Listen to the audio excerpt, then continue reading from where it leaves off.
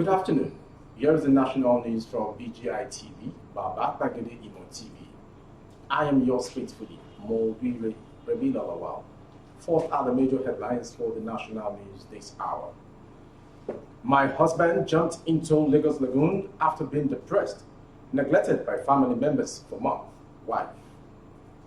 Poisonous Ponmo, how Lagos traders sell cow skin, meats roasted with tires, plastic pellets to unsuspecting Nigerians.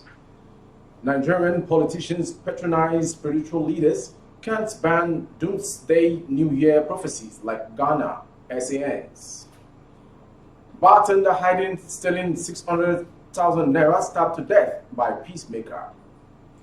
Mercenaries arms for civilians call evidence of Buhari's failure, SANS. Now the news in details. Rafiat Amusa, the wife of late Abdul Rahman or Lamilekon, who died in the Lagos lagoon, speaks to us about her husband and possible reasons for his demise. We brought to you that the husband died from drugs, but she has come to clarify information concerning and what led actually to the demise of the husband.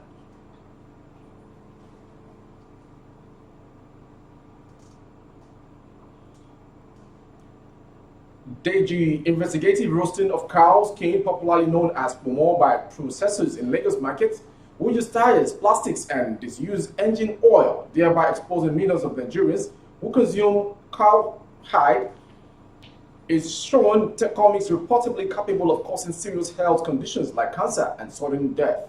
It was a frightening, haunting sight. Piles of Ponmo, a very popular meat savored by millions of Nigerians, sat on a local open oven beneath the Ponmo. A dark smoking fire filled with pieces of tire and plastic burnt the cow's side slowly. A small group of chattering men stood by the fire, dousing the Ponmo intermittently with a black sheep oil. The fire and smoke from the burning plastic tire and oil rose into the sky, blackening the early morning air and filling nostrils with soot. These men are Ponmo processors. They were preparing the Ponmo for the hordes of traders that contracted them to do the illicit trade. These traders would soon hit the market with the poisonous cow skin for onward delivery to the food sellers, traders, and families who come to the market daily to buy fresh Ponmo.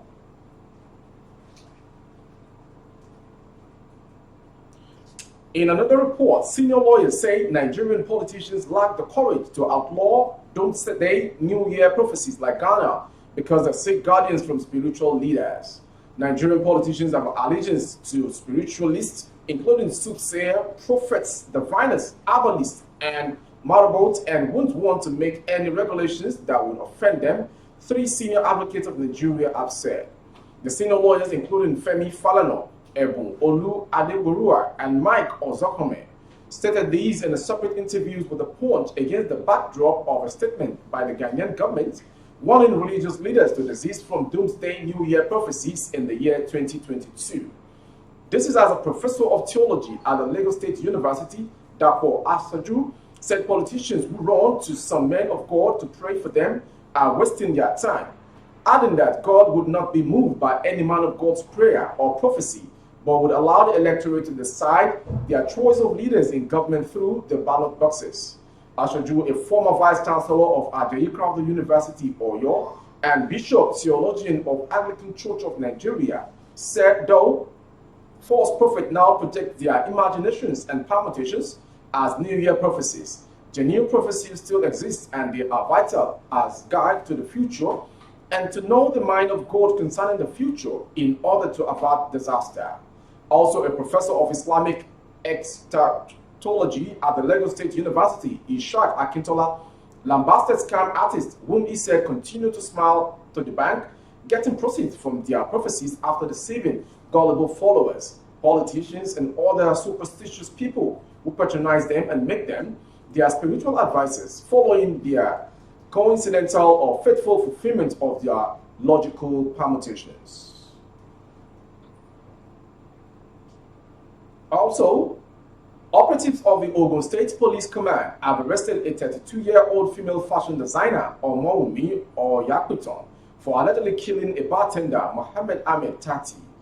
Ahmed reportedly stole 600,000 naira from his boss and went into hiding in a hotel with his friends. The State Police Public Relations Officer, DSP Abimbola Oyeyemi, in a statement on Thursday, said the police discovered that the deceased used part of the stolen money to lodge some of his friends in the hotel, one of whom he later accused of stealing part of the money. The police spokesman said the accusation led to a hot exchange of words between them, but attempts by the fashion designer to separate the fighting friends were futile, as Ahmed allegedly gave her a fist blow. Oyakuton reportedly got annoyed, broke a bottle, and stabbed the victim in the neck, which resulted in his death. The PRO said the suspect was arrested following a distress call received by the police at the Onikman in the divisional headquarters from the managing director of Splendor Guest Inn, Stephen Udo.